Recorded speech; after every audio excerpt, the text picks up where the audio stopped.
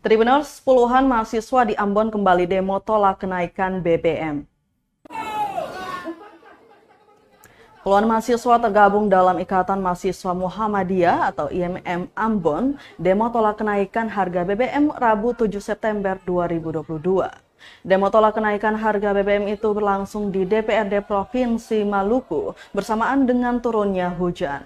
Pantauan tribunambon.com di lokasi masa aksi tiba di kantor Wakil Rakyat itu sekitar pukul 11:30 siang. Puluhan masa aksi itu datang dengan spanduk berisi tuntutan mereka. Ketua DPD IMM Maluku, Abu Bakar Mahu, menyesalkan kebijakan kenaikan harga BBM yang dibuat pemerintah pada 3 September 2022 lalu. Menurutnya, kebijakan tersebut tidak memihak kepada masyarakat. Mereka juga menyesalkan wakil rakyat, anggota partai yang ikut mendukung kenaikan harga BBM.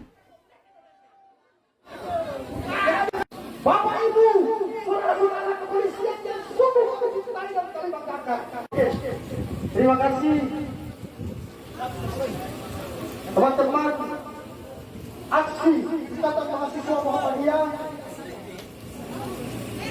yang bukan sebaliknya berikan pemerintahan, berikan terhadap rakyat. Ketika ini mahasiswa dengan turun-turunan berarti kita betul-betul memperpanjang. Terima kasih sudah nonton.